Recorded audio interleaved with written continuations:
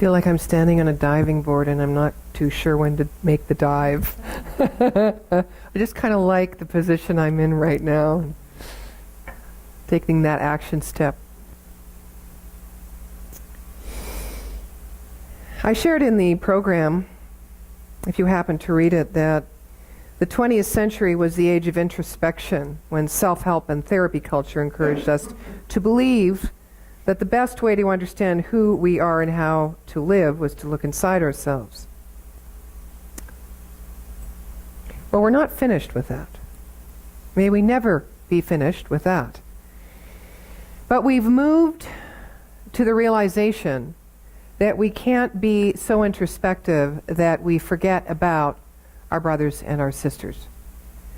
Introspection, for me anyway, has been a way to pull in and just tend to my own needs, be safe, kind of rest, get the respite I need.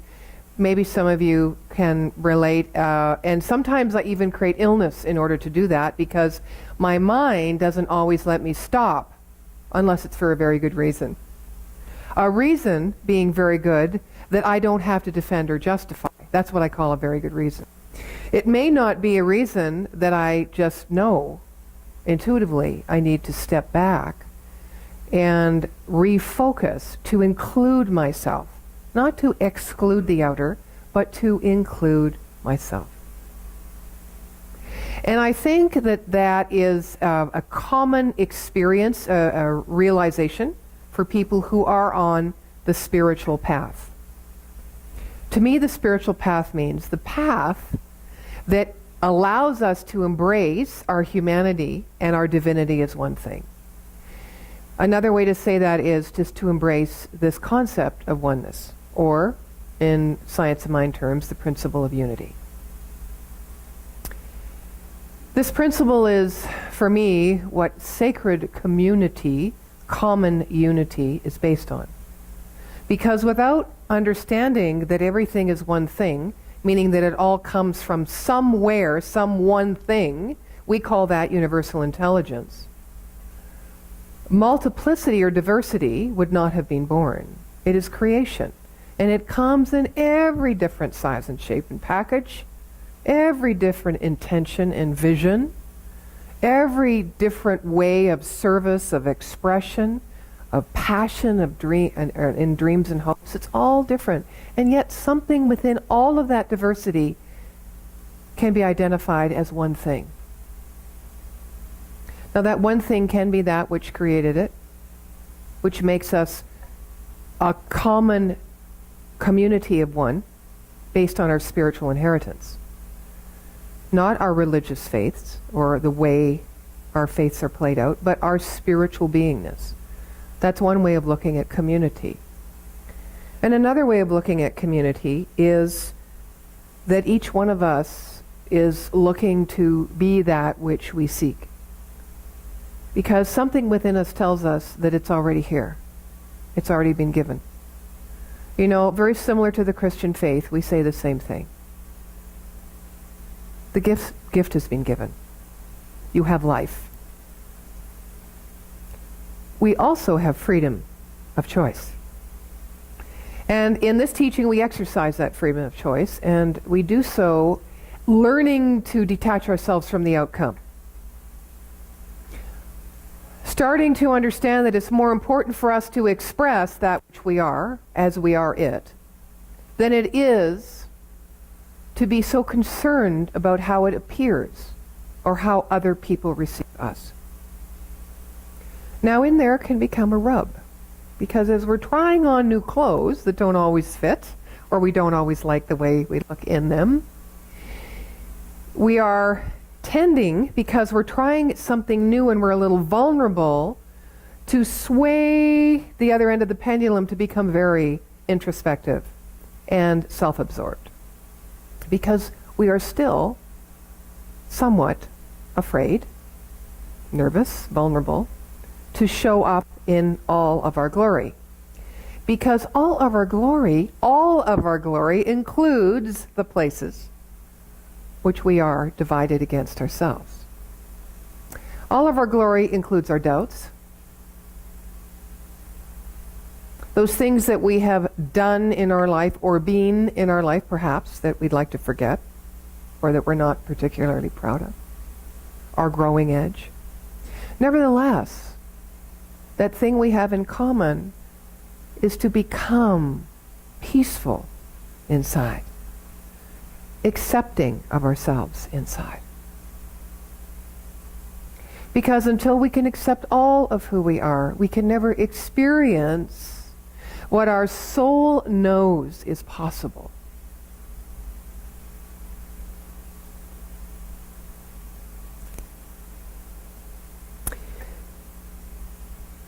There are many communities. I think community is the way of the future. I do a lot of work looking at how to meld or bridge spirituality or spiritual living in the business and corporate world through a radio show that I've done over the last year. And I'm learning myself about that. I'm learning about not necessarily what is needed, because far be it for me to really assume or know truly what is needed, because I'm not in that environment. But I hear people talk about it, and I hear other people such as myself who wish to bring more empathy and compassion into the culture of the corporate world and the world of business and economy. I hear people with their experiences and their stories of successes. And I don't know, after this last little over a year, if I could say that corporations could actually build a sacred community, but they certainly could shift their cultural experience and become more collaborative and compassionate. So what's the difference between building sacred community? And as I talk about this, I'm really talking about the relevance to our own individual connection and wholeness. Repairing those places within ourselves that we have thrown to the dogs. Bringing them back home, calling ourselves back home so that we can experience ourselves completely, so we can belong to ourselves completely, in which there is no divisiveness within us and therefore no divisiveness without. So sacred community for me is when there is recognition of diversity. And we learn to celebrate it. You know, celebrating diversity was very big. You know, 15 years ago, we started with that phrase out there. Corporations use it a lot because when they celebrate diversity, they gain a lot. They gain an image of kindness and inclusion. They gain potential new markets or sectors to market to increase their productivity and their sales. They gain increased productivity by virtue of a broader spectrum of the candidates that they can interview for jobs. So when a corporation celebrates diversity, and it is their policy to create cultural diversity within their corporation, they are certainly benefiting from it. And what happens is you get a larger group of people that have different perspectives. And so what happens in that is that there is the space for greater tension and resistance, greater obstacles to surmount, so that people can collaborate and become one in the vision to support the corporate idea, so that the people are engaged. And I found this over and over again when I talked to people and interviewed people on the radio show. So how do we do that? Well, I think it's not human nature, but ego nature, when we come up against something that is challenging to us, which means basically either we don't understand it or we really do understand it, but we don't want to look at where it is sourced within us. That's the longer version. It's easier to resist. And so this whole vision of bringing people together And creating this multicultural ease and collaboration implodes itself. And you've got to start over. So sacred community to me is what we're doing here. It is a learning community. It is not done with an agenda of what we can get, but it is done with an agenda of what we can give. Give of ourselves. Now, each of us knows that we have a limit, right? We've kind of come up against our limit. I don't know any other group of people that I've heard this more from, including myself, on the spiritual path, that are people on the spiritual path that go, oh my God, I'm doing all this inner work and I just need a break. Let me just go out and do something stupid. I'm going to get drunk, or I'm going to go fishing, or I'm going to disappear and not tell anybody where I am for at least 3 days. It's like this, I'm claiming myself and my time. Well, why is looking inward so exhausting?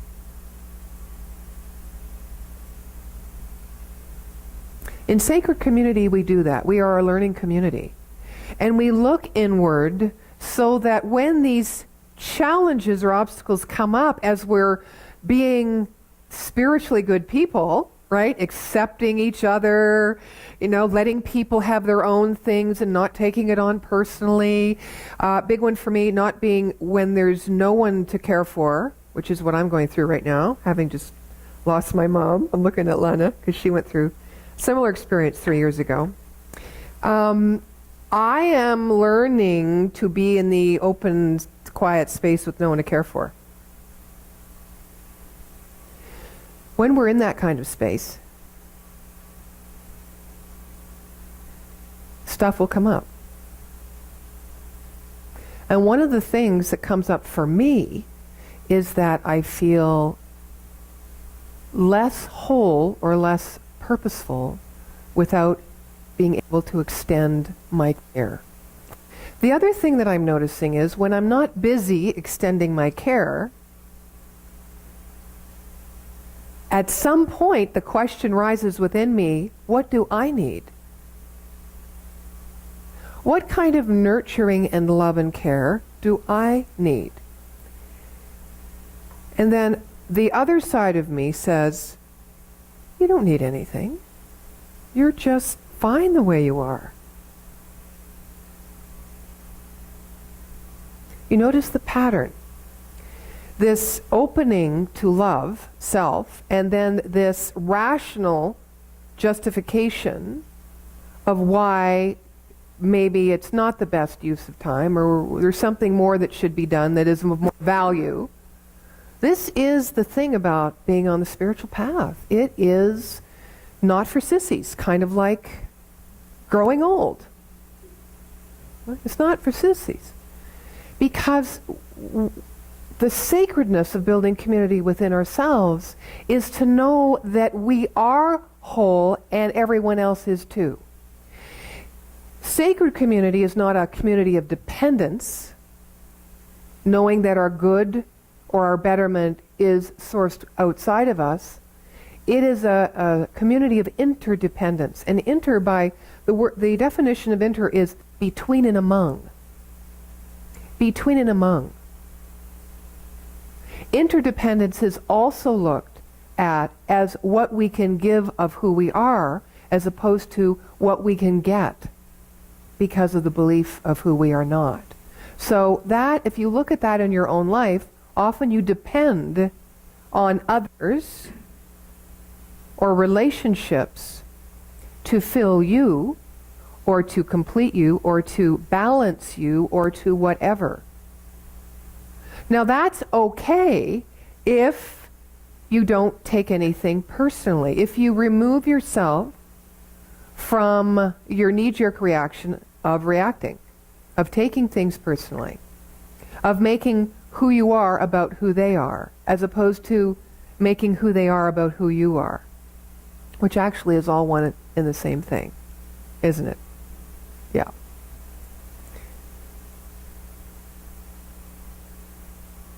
In the Islam tradition of prayer, there is a way that they are very mindful to practice who they are. in relationship to that which is greater, which is also another mark of a sacred community. It isn't a culture or a community that comes together in business, that works toward a tangible vision. It is a community that comes together and builds a culture around the ineffable, around faith, around trust, which allows us to experiment without defending, which allows us to express without shame and guilt. Maybe a little trepidation, hopefully a lot of curiosity, so that we can move towards the acceptance of who we are and who all are. I'm going to share a story of a gentleman who had an experience with a police officer. He looked very different to this police officer. His name was Rafa Nizam.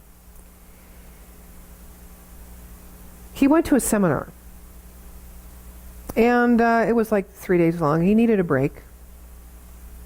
So he walked out of the Pershing Commons and positioned himself towards Mecca before he started to pray.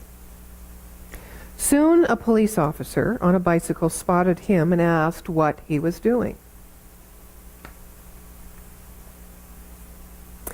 When you pray, you look kind of weird, like you're in a trance or something. But he didn't answer the officer. He just continued with his prayer, moving through a sequence of bowing and reciting verses of the Quran in Arabic under his breath. Now the officer, concerned that Nizam wasn't responding, whipped out a flashlight and asked again, "What are you doing?" Still, Nizam ignored him, not out of disrespect for the officer, but because when a Muslim is praying, he or she should not break concentration for anything. Not to chew gum, not to scratch an itch, not to answer a text, and certainly not to answer questions. It is a time for self-reflection, a private conversation between the one saying the prayer and God. Finally, though, Nizam decided to break his prayer and explain what he was doing. When the officer left, he had to start all over again. I share that with you because this idea of self-introspection on the spiritual path is necessary, because only within self will we find source. If we are becoming introspective to figure out our egoic personality and how to better behave, we can do that, but that's contemplation. That is becoming more mindful of how we use the freedom of thought and how our actions are received is a very good way of identifying where our mindfulness must be. In other words, do I take this personally? Do I take on others' stuff, or just do I stay within myself because I am acting mindfully with love and compassion? But this idea of self-introspection is about connecting with the source of one's being. And that, I think, on the spiritual path is the source of our salvation, if you were. It saves us from giving our power away. It saves us from compromising our soul. It saves us from being divided against ourselves and against the other. Because in that central place, you find timeless and timely truths. You find the essence and the energy of the vibration of supreme intelligence, of love, of peace, and of joy. We are often interrupted by the officer, and the officer isn't always outside of us in the form of another. And we must begin again. And so we must begin again.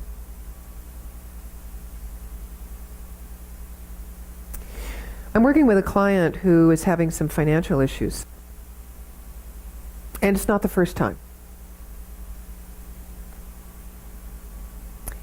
And I talked to her about the theory of this philosophy. I explained principle, I explained natural laws and how to align yourself with them, to use them, to practice them. And sometimes at the end of our time together, the question is, I get it, but how do I make a change? And so I begin again. And so I begin again. A lot of people feel that metaphysics, or the philosophy of the teaching of manifestation, is about simply reversing a negative condition into a positive condition.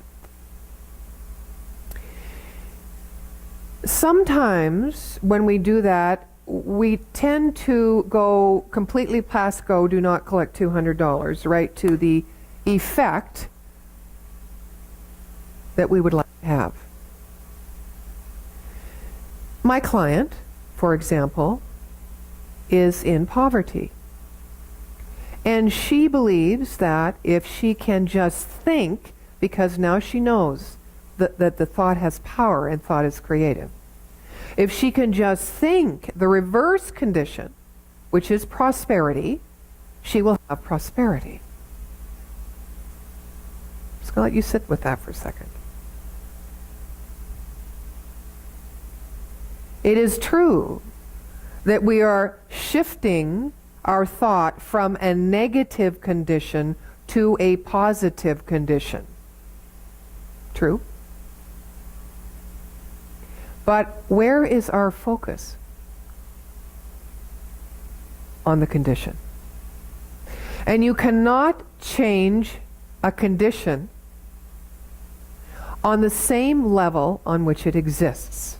Therefore, if your mind is focused on creating condition, albeit a different one, with what consciousness are you creating the new condition? With the same consciousness you created the old one. You just flipped it over. You just turned it over. The only way we can change condition is by changing consciousness. And we can't change consciousness by focusing on a condition, albeit a glorious one.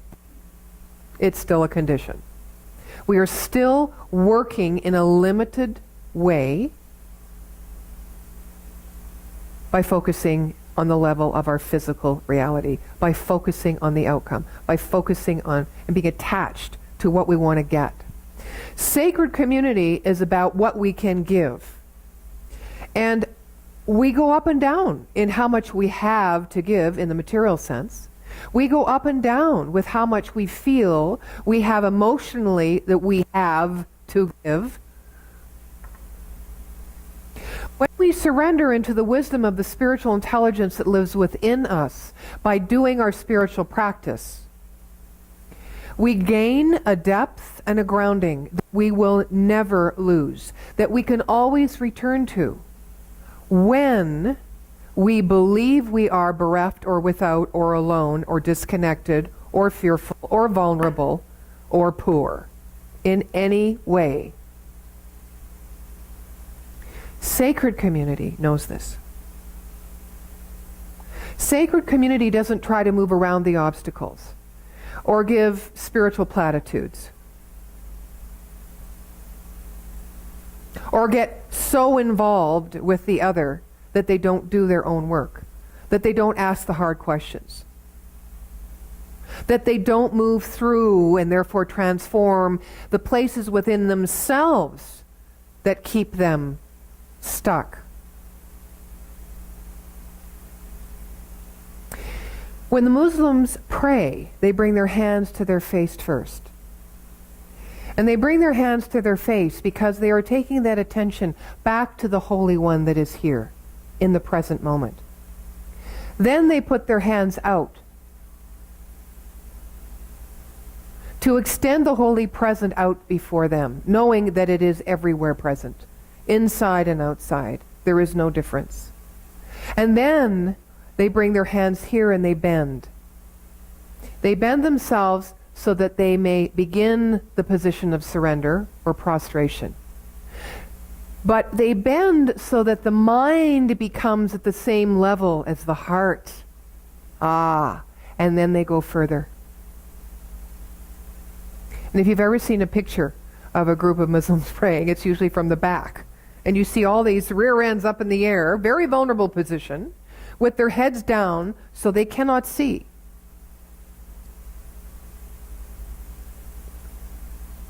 Anything but the truth, which we can see when we have surrendered that which is in our mind that keeps us separate from the holy truth, the source within us.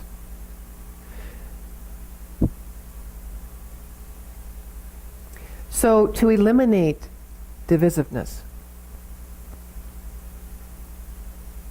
and therefore truly and deeply celebrate diversity without getting ourselves in the way or backing away from that which we don't understand in another, or we don't like in another, or we do not wish to see within ourselves, that has caused this place of tension, that has energetically brushed us up against something that is a challenge.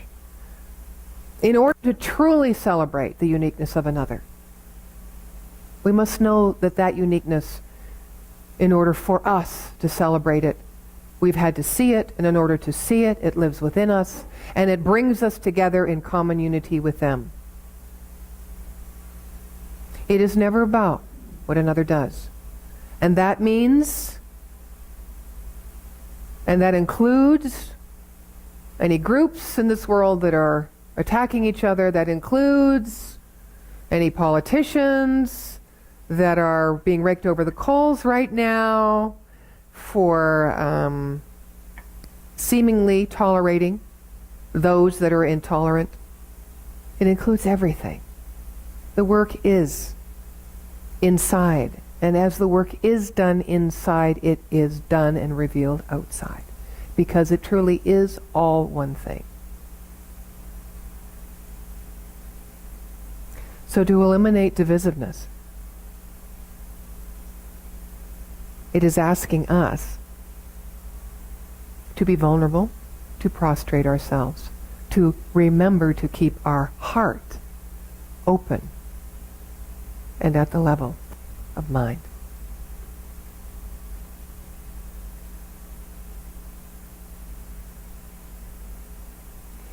We cannot create something new in our own experience in this world of ours that we live in our own personal reality, unless we change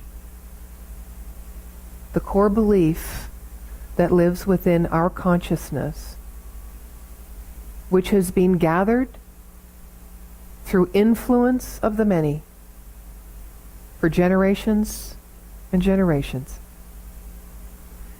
Unless we address it and shift the energy of it,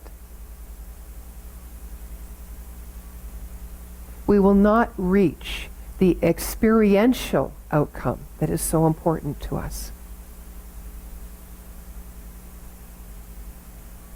We will not touch into universal intelligence that lives within us and be able to rest in its arms, to be carried, to be supported, so that we can become interdependent. We can't break the cycle of how the systems of the world are set up for us to be dependent unless we do our inner work. But remember, when we go in, we are never, ever, ever alone. And I'm not saying there's 2 of us in there. We know there's 50 of us in there. I'm saying there's only the one truth. And when we touch into that, we know truly that life doesn't move upon us or do it to us. We know that life moves through us. And we settle into the truth of who we are. So celebrate the uniqueness of you, the committee, everything that's gone before, because it is still within you on some level. Everything that you vision and dream to create for it is within you on some level. But most of all, celebrate the who you are right now in this moment. And you will experience the changes that you wish to see in the world. And so it is. Thank you. Tracy.